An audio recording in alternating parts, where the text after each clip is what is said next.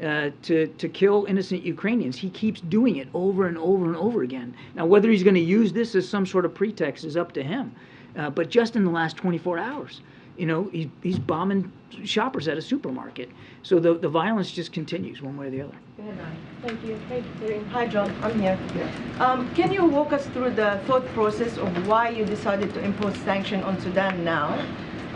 We asked you this question many times before, but is it a way to try and you give up on the generals to end this conflict and return to the civil rule? Or is it a way to encourage them actually to end the conflict? And second, why you did not mention General Burhan or General Hamiti by name? You just did not name anybody in this sanctions. Well, we didn't announce any sanctions today. As I just said before I turned it over to questions, we don't preview sanctions. I have no sanctions to speak to one way or another.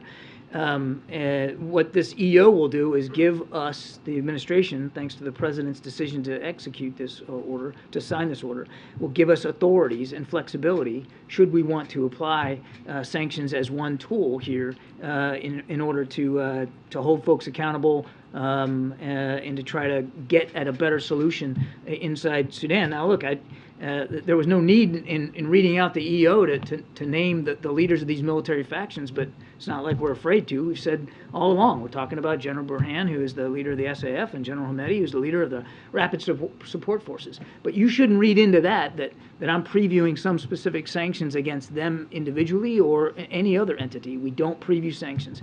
If and when we've got something with respect to sanctions to speak to, we'll certainly let you guys know. Why now you decided on the sanctions? Again, we haven't decided on sanctions. We don't preview sanctions.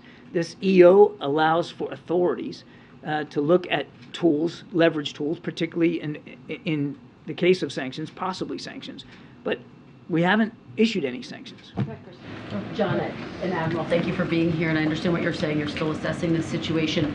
Can you help us understand what, if any, conversations is the administration having with Ukraine to help it brace for what appears to be a new round of Russian attacks at this point? It's almost a continuous round, Kristen. I mean, I think if you're sitting in Kyiv, you wouldn't be talking about a new round. It's almost constant, the barrage that Mr. Putin has continuing to visit upon Ukrainian cities and the Ukrainian people. And what are we doing?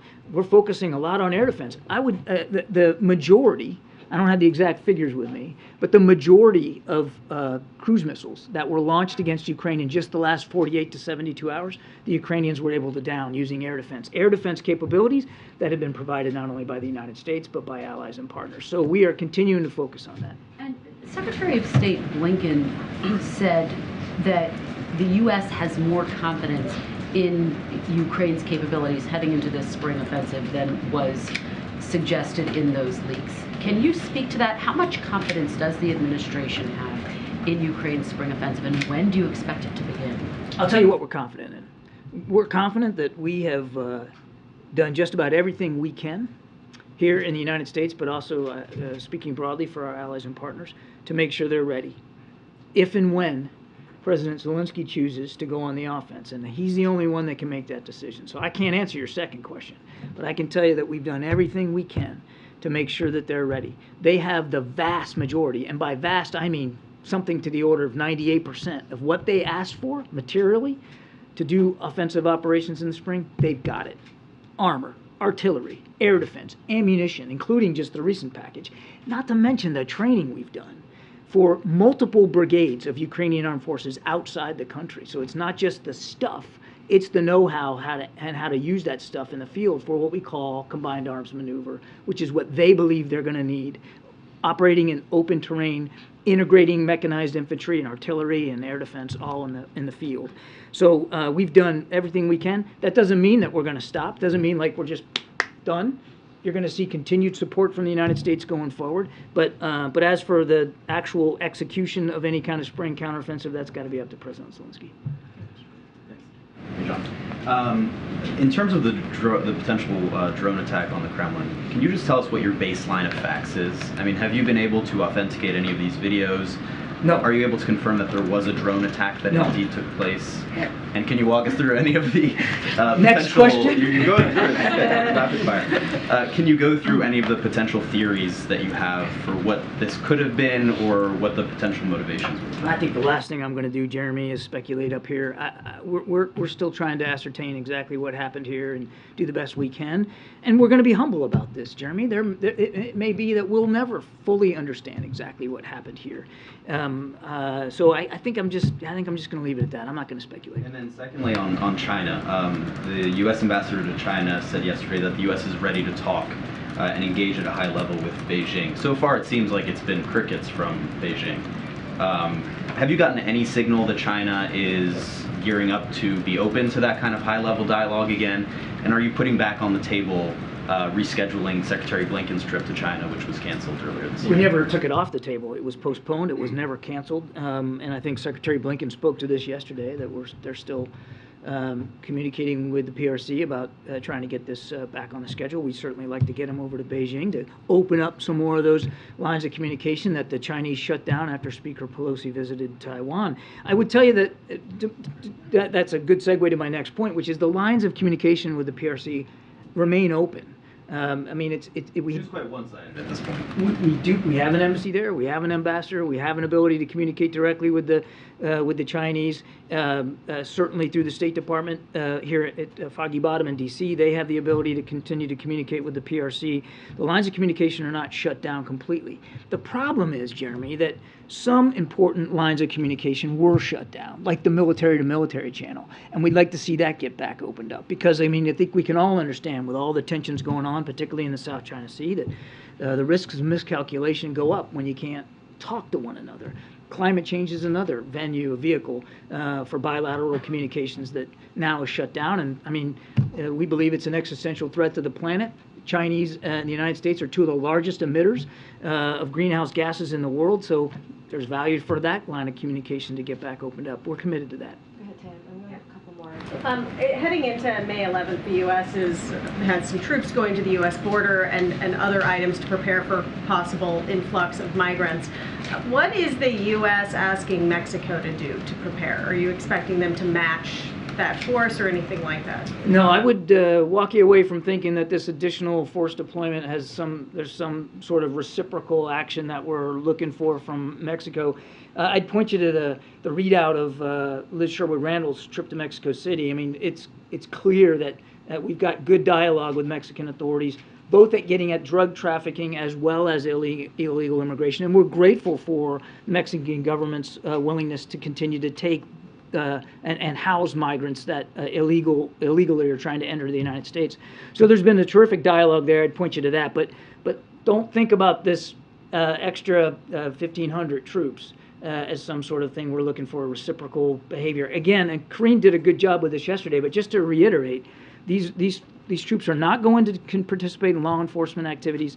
They're simply going to flesh out what is already an existing mission by DoD on the border with administrative tasks, helping with logistics and sustainment and that kind of thing.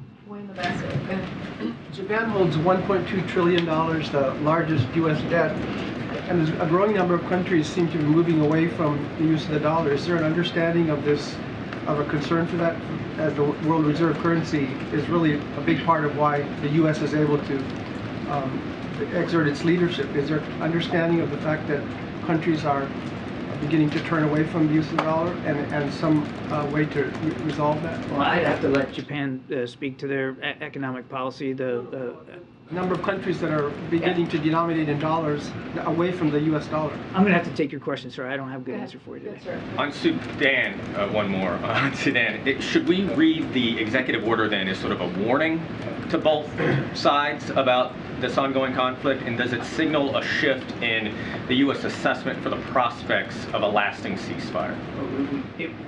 I think it would be terrific if there was no need to execute sanctions one way or another. No, I wouldn't read it as a warning. It's the president setting up the proper authorities in case we want to use those kinds of tools. What we want to happen, and we've said this clearly and repeatedly, is that for them to put down their arms, stop fighting, get back to the table, to work on a transition to civilian authority, which is what the Sudanese people want.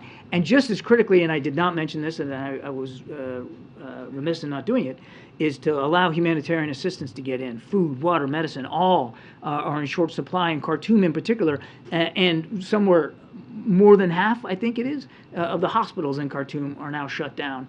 None of that's good for the people of Khartoum or Sudan, so that's what we want. But has the analysis shifted at all on sort of the prospects for that ceasefire to hold? We're still working at that. I mean, it has been extended, as you know, a couple of times. There has been sporadic fighting in spite of that.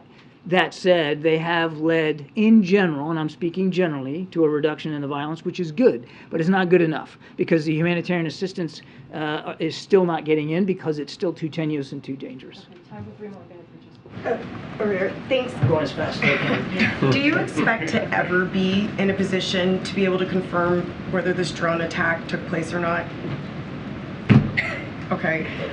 As far as President Zelensky and President Biden go, are you expecting any sort of a conversation between them in the near term? A conversation between President Biden and President Zelensky?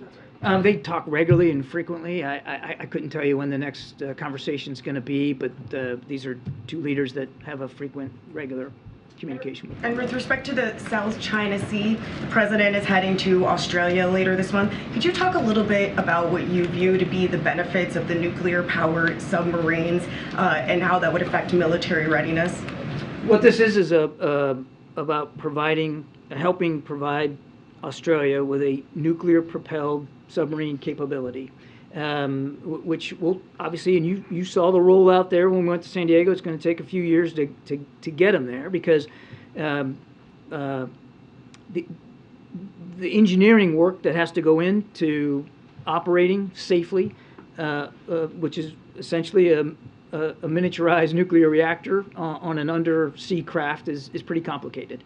It takes a lot of hard work, and we're looking forward to working with the Australians and the British to get them this capability. What nuclear power does for you in the undersea environment, it gives you staying power. It gives you range, and it gives you duration, so that you can stay underwater, stay hidden, and stay lethal for longer periods of time without having to come up, literally to come up for air. So it's a terrific capability.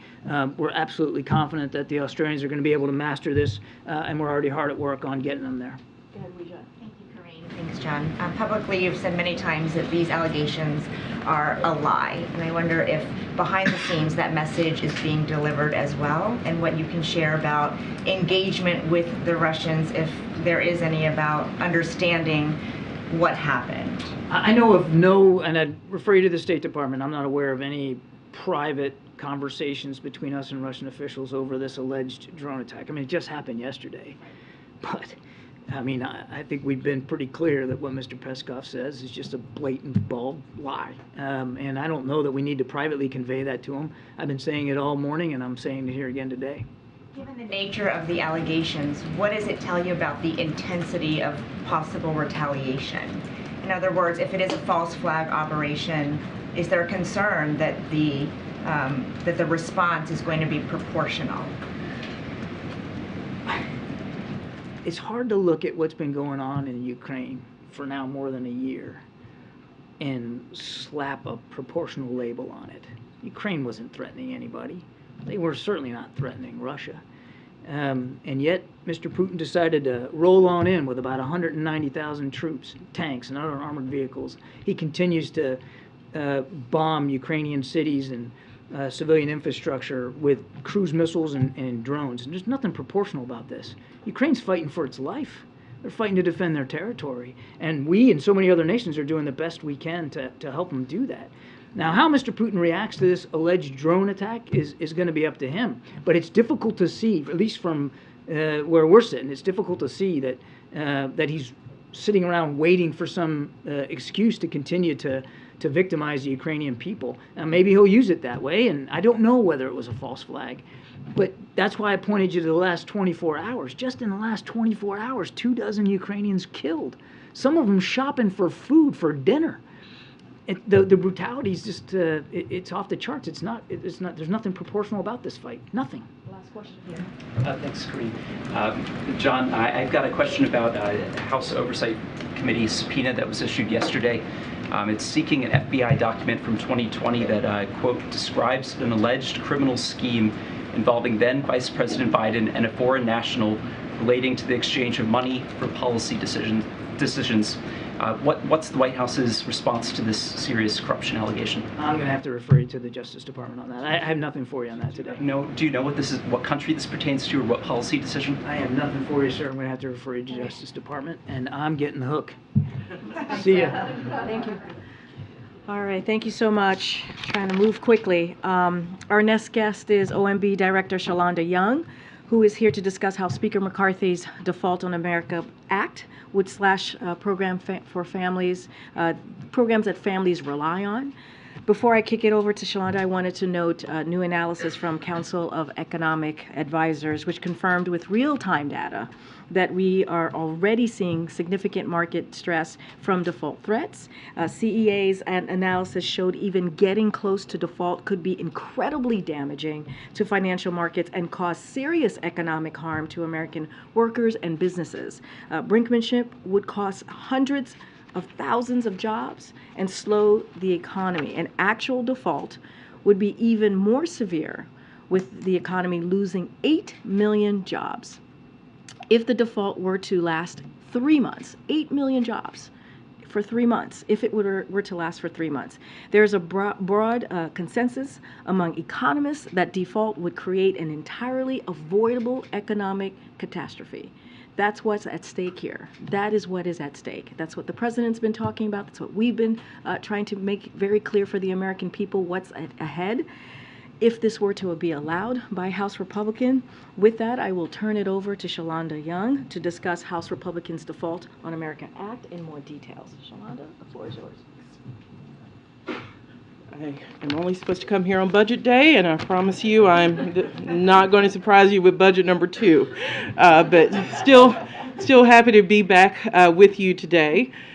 Look, for most Americans outside of this town, which is who we're all here to work for, the conversation around budgets and default are sometimes made to by a lot of leaders here to sound more complicated than they are.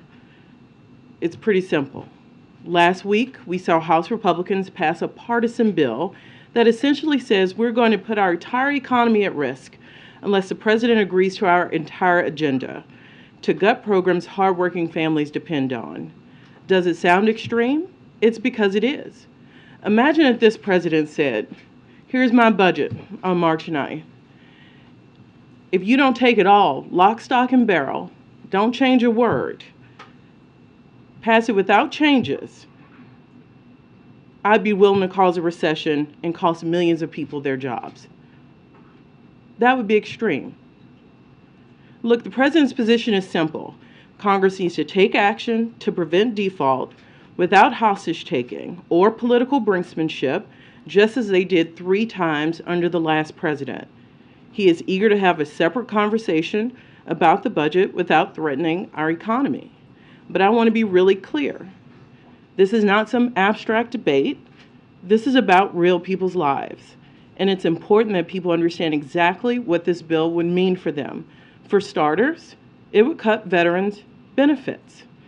That's why we saw public outcry from 24 veterans groups when this bill was considered. It jeopardizes public safety, reducing support for law enforcement and laying off 2,000 Border Patrol agents. Undermines rail transit safety, leading to 7,500 fewer rail safety inspection days and increasing wait times at TSA checkpoints. Slashing funding for schools with low-income students, impacting an estimated 26 million students. Taking away nutrition services for seniors. We're talking Meals on Wheels. It will jeopardize health coverage and access for 21 million Americans. The list goes on and on. And by the way, if House Republicans ultimately walk away from some of these deeply unpopular cuts, then their cuts to everything else get worse. The math is just the math. And here's the kicker. Their bill does all of this, even as they separately fight to extend trillions of dollars in tax cuts skewed to the wealthy and corporations in this country. So don't let anyone tell you this is about fiscal responsibility or deficit reduction. It is not. This is about using the threat of a catastrophic default to extract deep cuts that the American people do not support.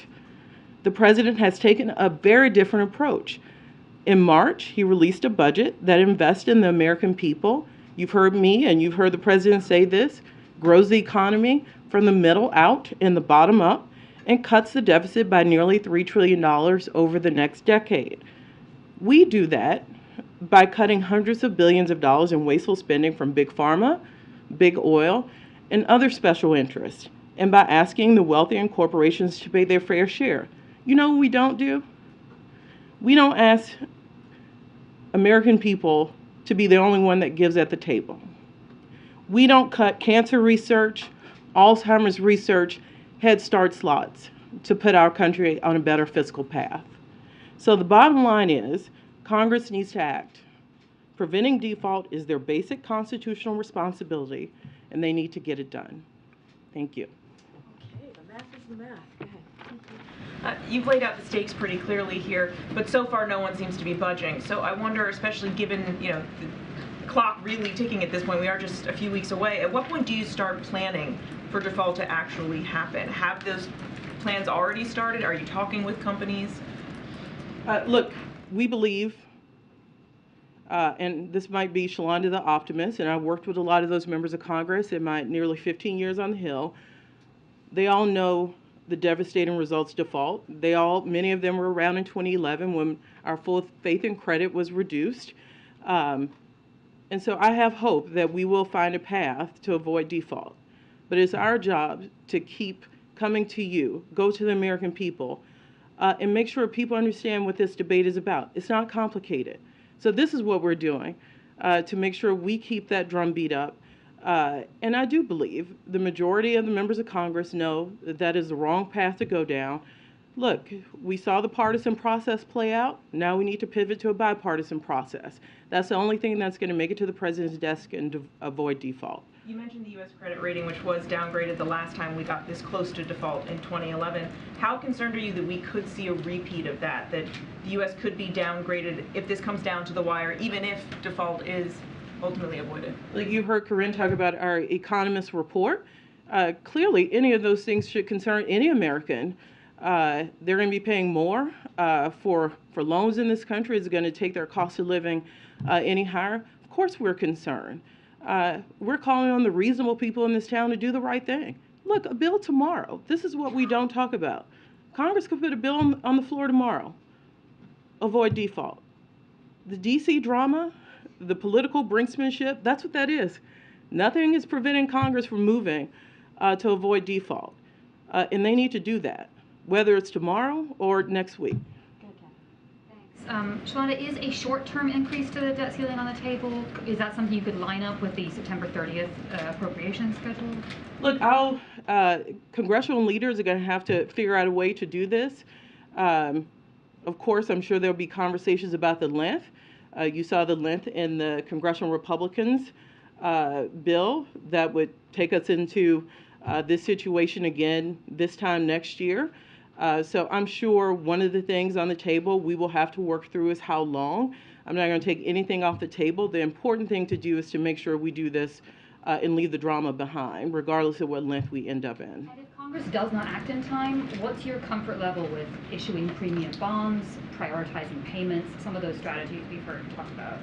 I'd like to remind people prioritization in many bills moving through Congress ideas default by another name. Paying some bills, not all bills, default. We are Americans, we pay our bills. So it sounds like from your answer to Catherine's question, you're not taking a short-term stopgap off the table. If Congress were to send the president a bill that would waive the debt ceiling, let's say through the end of September, he would sign it? I mean, right now, remember where our debate is. We're in the take it or leave it phase from congressional Republicans. At least that part of the conversation about length, I would love to be in that part of the conversation because we're at least in the positive. Default's off the table. So I'm happy when we get to that part of the conversation. We're not there yet.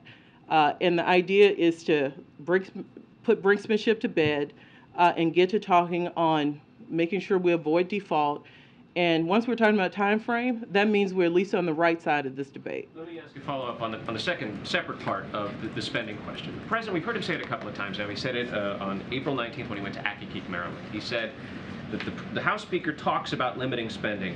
All for that, man. Let's limit spending.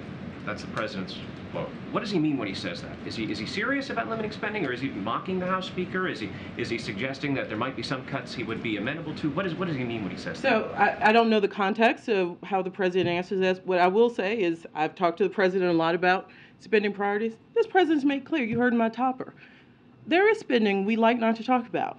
Spending on big pharma, spending on big oil. Closing tax loopholes in his budget saves $30 billion. The President's happy to cut that spending. He's been clear about that. Would you rather do that, or would you rather cut Head Start? So this President has not backed away. The problem is who you value in this country. Is it special interest, or do you want to save on the back of people who can least afford it? So quickly, so you laid out how dire the situation is. Then why is the meeting with the House Speaker, Kevin McCarthy, on May 9th? Why not have it today? Well, I don't know where the Speaker is and what his schedule is, so I won't speak to trying to get the leaders of the country into the same room. What I do know is the meeting is happening. As you know, the President is going to make clear that default has to come off the table, that he is happy to talk about spending priorities and who you value in this country, what our right tax policy is in this country, why every time we have this debate, it has to go to working families in this country first in order to do the right thing for this country. That's what's important. That message is going to be delivered, and it's going to be delivered next week. Is there a time frame where you see the downgrade could happen? Are you looking at maybe the last week of May, this month, that there possibly could be a downgrade? Is there a date that you guys have identified where there could be a downgrade of the bond? Look, I'll remind you, the Secretary's letter, I know it gets reported that it was June 1st. That was, and as early as more confidence goes around a number, the Secretary will refine to make sure all decision makers know what the updated timeline when there's more confidence around it. So I think we need to let that work out before we go into knowing when the credit agencies might speak to the full faith and credit of the U.S. And by the way, the whole reason I'm here today, the whole reason you will hear a full administration vote is because we don't want to get there. Because even that has an impact on the American people. Why would we do that? Thank you. Will the President go to the meeting next week with Republicans with a counteroffer on appropriations at Tuesday's meeting about the debt limit, since they're trying to merge both? Is there going to be a counteroffer on spending? So you heard my outline of what the President will deliver. Look, I have a question for you. We're skipping a few steps. This bill hasn't gone through the Senate. I've done appropriations a long time. Something tells me those top lines in that bill, there are many Republicans who could not vote for bills that actually told the American people by line item what it means. We've talked a lot about veterans. If people get nervous about those veterans cuts and they decide not to do that, what's next? Cancer research? You zero out the highway money and the transportation bill? Go look, we've done this before. Republicans have done this before. 2013, 2014, put a transportation bill on the floor, never left the floor. Because those cuts hurt communities, whether you're represented by a Democrat or Republican. So we've seen a partisan process that's vague on purpose. Where do you see the details? Let's see when the appropriations process falls down. I think they need to work out some of their own issues to see if those top lines really sail with congressional Republicans writ large when we see spending bills come through. And then they need to tell us what they can pass and get to the President's desk. On appropriations, can I ask one more thing? On appropriations, I know that you sat at the beginning of the year with the 4 cardinals on appropriations and talked about how important it is to get back on a regular order to be done by September. How does that play in here with the debt ceiling negotiations or conversations? And are you still committed to that regular order? We should be. Everyone in this town will tell you regular order is a good thing. It makes it hard. It makes it hard when appropriations, spending, is being brought in to a default conversation, those things should be handled separately. That's my entire point.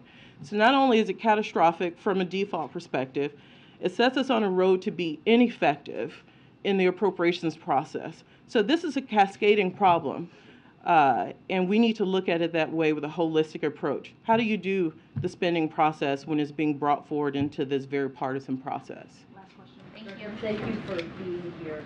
You said that nothing's off the table. Does that apply to the president invoking the 14th Amendment if that is necessary, if this comes down to the wire? Oh, well, let me be very clear. Congress needs to do its job. Tomorrow, they could put a bill on the floor to make sure we don't default. This is of people's own making.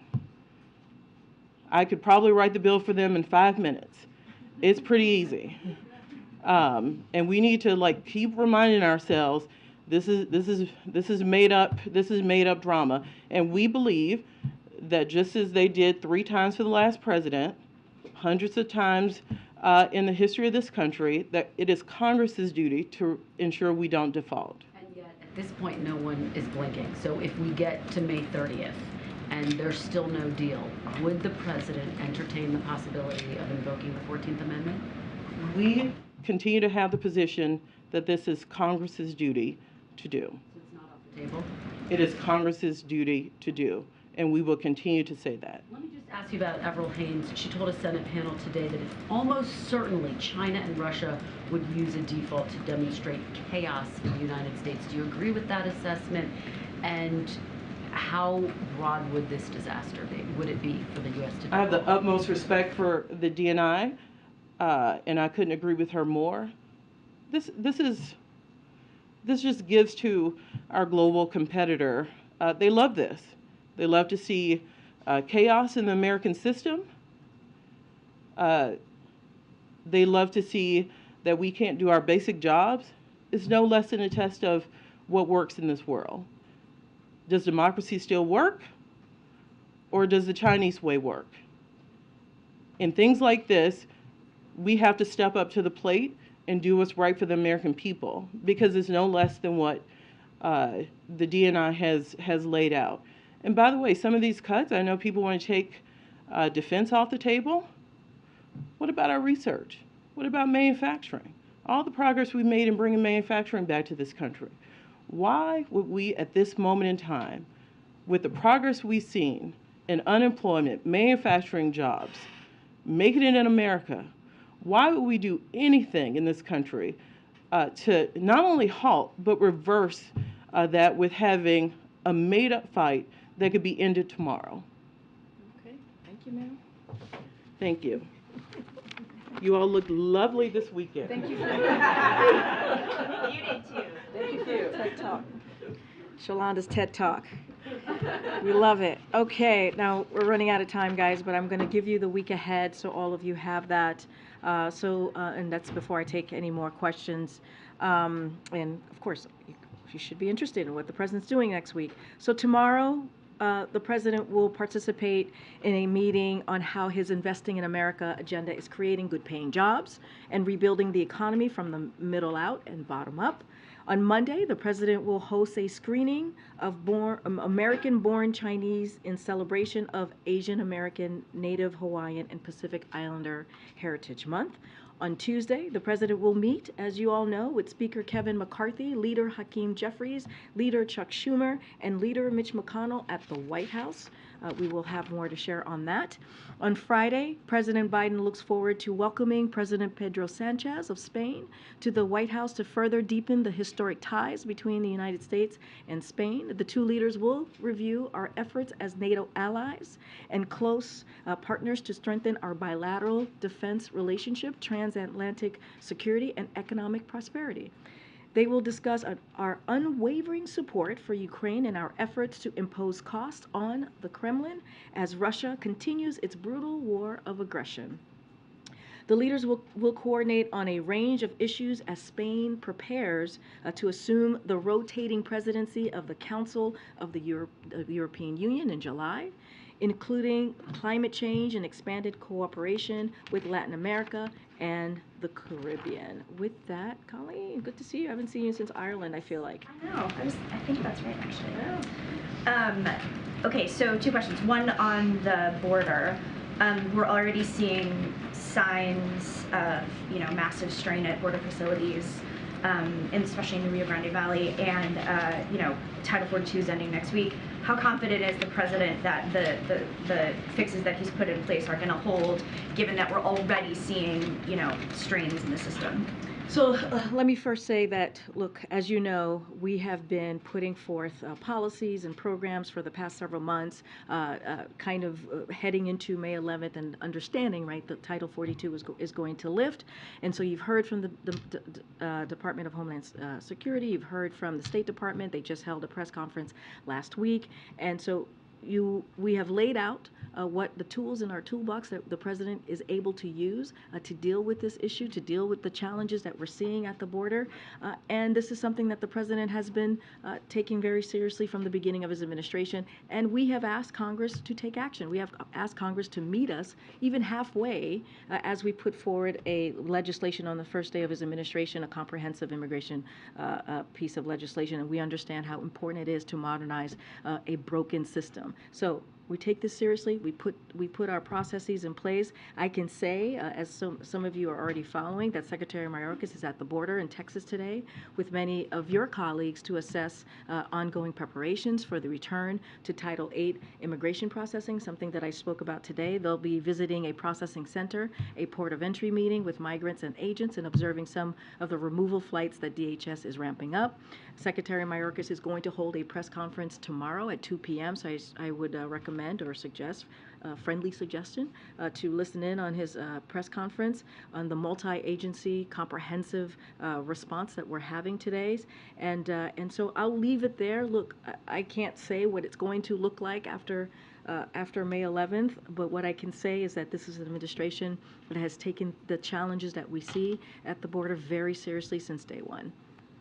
Thank you. And then on the other question, the president stopped by an AI meeting today, so I wondered if you could talk a little bit about his views on AI and what he asked ChatGPT. So I know there was questions about this, about if the president has used ChatGPT. Yes, the president has been extensively briefed on GPT and has been and knows how it works. So I can confirm that. I know as it relates to his thoughts, but what I want to, I haven't asked him about his thoughts on it, but look, this is something that is important to the president. This is why he has had continuing engagement on this issue. As you know, he had one very recently with PCAS, and you all got to hear a little bit from him.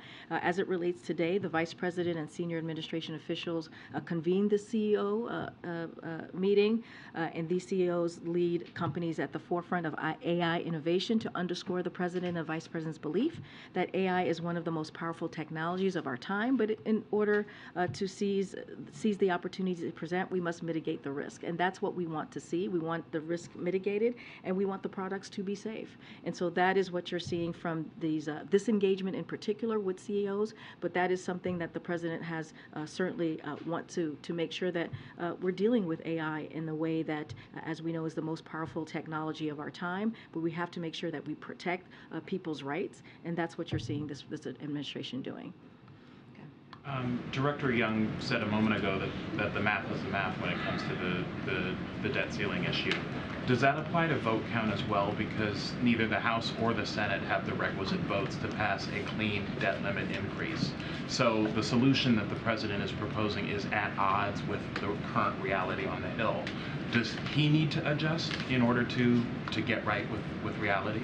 No, Congress needs to act, really. And when she says, wait, hold on a second. When she said the math is the math, this is going to be catastrophic for American people. There's a reason why we call the bill that House Republicans put together the Default on America Act, because it is. If they move forward with what they put forward, and we know all of House Republicans and MAGA Republicans voted on this bill, it is going to hurt American families. And it is the president's job to also be very clear with Congress, with Republicans in Congress. You got to do your job. It is simple. You take an oath. This is it. This is the basic thing that you need to do for the American people to make sure that we are not a deadbeat nation. 78 times that we have been able to do this since 1960. 3 times in the last administration. So the question is to them. The question is to Speaker McCarthy, as I've said many times before here, it's to the MAGA Republicans. What is going on here? Why can you not get this done? It is simple. It is simple. And just to take it back to the president has done more for the American people, certainly than MAGA Republicans have done in the last 2 years. Do you have a solution that you can present next week that will get 60 votes in the Senate? The president is going to bring the 4 leaders of the House and the Senate to the White House, as you know, next Tuesday, May 9th, as you just stated, and he's going to lay out what the consequences are. He's going to be very clear that congressional members need to take action. This is their constitutional duty. He's going to be incredibly clear on that, as he has been for months. For months, we've been very clear. We do not understand why they can't get this done. In the last Republican administration, Democrats put their politics aside, and they came together with Republicans and got this done. Look, we can have every year we have a conversation about the budget. That is something that happens, right? You have a conversation about appropriations, you have a conversation about the budget, and you negotiate. That makes sense. We're having a conversation about default? Really? When it's their job to get that done? Go ahead. Thanks, Karine. I wanted to ask about there's been some tumult in the banking sector, specifically in the stock market, and it seems like the concern has moved from depositors pulling their money out of mid-range banks to investors in mid-range banks. And in 2008, during the financial crisis, U.S. regulators imposed a stop on short selling of these banks. So I'm wondering if that is something that is under consideration by the White House. So I can say the administration is going to closely monitor the market developments, including the short selling pressures on unhealthy banks. I would have to refer you, Justin, to the SCE on any possible actions. But certainly this is something that we're going to continue to monitor.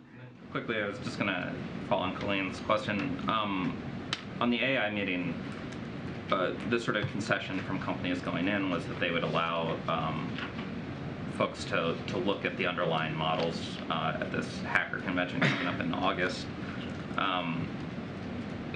In the Vice President's statement, she said that she and the administration endorsed new laws and regulations on AI. Does the White House want to see AI products go through sort of a regulatory look under the hood before they're released, or are you guys okay with the status quo, which is that stuff is just coming out and then maybe after the fact companies will agree? So I'm not going to get ahead of the readout. Look, it was a frank conversation. It was an honest, frank conversation, which included discussion on a couple of things. 3 main things is the need for companies to be more transparent with policymakers, the public and others about their AI systems, in particular, the importance of being able to evaluate, verify, and validate the safety, security, and the efficacy of AI systems, and the need to ensure AI systems are secure from malicious actors and attacks, as you were just stating, Justin. Look, we have led on these issues since long before these newest generative, I should say, AI products, and will continue to do so in a way that mitigates risk. Again, mitigates risk and protects Americans. That's what we want to move forward with. And look, again, honest conversation, frank conversation. You had 4 CEOs here meeting with the Vice President and the President. That shows how seriously we take it. We had the PCAST meeting just last month to talk about how to talk to, so the President could talk to his team on what we can do. And look, we're going to continue to have these engagement with critical stakeholders on this issue. This is important to the President. Karine, I heard, you've said many times that it's up to Congress to raise the debt ceiling. If that does not happen, will the White House and the President be confident in saying we did everything in our power to avoid it? I think the question is to Congress. Did they do what they were supposed to do to avoid it? Their constitutional duty. It is, I get the question, and I understand he's the president, and I understand why you all asked the question. But this is so easy. This is not difficult. It truly, truly is not. 78 times this has been done since 1960s. this is something that we are supposed to do. Pay our debt, which we have done. We have never not done. And so, look, the president is going to have them here. He's going to lay out why it is so important and critically important that we do not allow the American families to be hurt here, because that's what the default will be. That's what their bill will do. And so it is on them. It is on them. I hope when Speaker McCarthy comes here next week, you all can ask him. Ask him that question. What is he going to do? He is the leader of the Republican caucus, right? The Republican conference. He is the speaker. This is something that he needs to do. Speaker Pelosi made it happen. She put the politics aside and made it happen. So, and this is something that, we want to communicate with you all, and we understand that you guys get the process here, but we also want the American people to understand, which is what the director said just moments ago.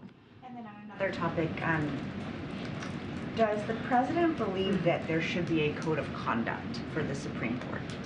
So I've been asked about ethics and this question many times before. Senate is currently moving forward with a process. We're going to leave it to the Senate for now. But his own commission on the Supreme Court, which he established, issued a report in 2021 that said a code of conduct for the court would bring the court into line with the lower federal courts, etc. Did the president read that report? Understood. The president has seen the report. We have said many times before, he appreciated the bipartisan commission that came together and put the report together, put the report that you're just speaking of.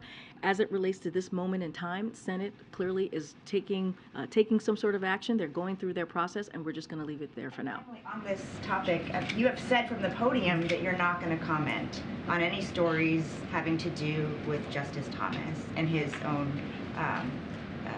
code of conduct. Why not?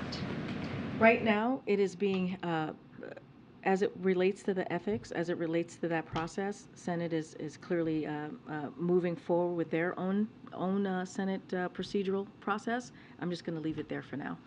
Actually, I'm going to go take till back and I'll come back down. Who I have not called on. Go ahead, sir. I have two questions about President Sanchez's visit. Is the president going to do a joint press conference? And also, we've had the leaders of the Philippines, Ireland, and Brazil here without joint press conferences with the president. What is the threshold for which leaders get a joint press conference and which ones don't? No, I appreciate the question. We had a joint press conference just recently, just last week, with the South Korean president. As you know, I'm sure you probably listened in on it, which happened, I think, about a week ago. Last Wednesday. So that occurred. I don't have anything to share about Spain and their travels, and we'll have more details about what the agenda will look like. Look, every conversation is different. It is a diplomatic conversation that occurs when we talk about what they're going to be doing here at the White House. I just don't have anything more to share on that. Go ahead. Thank you. French chief inspector for prison denounced in a report published yesterday indiscriminate arrest at French pension protests. She talked about systematic use of police detention as a method of repression. What is the administration take on this latest accusation against the police in France? I would refer you to the police in France to deal with this question. See the events that I would refer you to them. You keep saying that the president next week at this meeting with the congressional leaders is going to, lay out the consequences, outline why this is so important. You also noted, though, that you guys have been laying out the stakes for weeks, and yet nothing has changed. What makes the president think that getting in this room, laying out yet again what is at stake here, is somehow going to suddenly change Republicans' calculus? Well, you know this president. He's been the president, he's been the vice president, he's been the senator, he's been on the other side of Pennsylvania Avenue dealing with these types of issues. He knows these folks, right? He knows these leaders, and the president has been able to get things done in a bipartisan way in the past. We have the record to show that, and so he's going to sit down, have an honest conversation, a frank conversation. Don't want to get into what could happen or what might happen coming out of them, but I think it's important for the President of the United States to lay out on behalf of the American people what this will mean, directly, face to face, directly to the Speaker. And so that's what you're going to see. Look, we know that Leader Jeffries and we know that Leader Schumer and the President are on the same page. They have been on the same page for months. This is something that Congress needs to do, and we've been calling on Speaker McCarthy and House Republicans to do their jobs. So look, they're going to have a very frank and honest conversation. This is something that the president knows how to do and has done it in various positions. And so we'll see how it goes.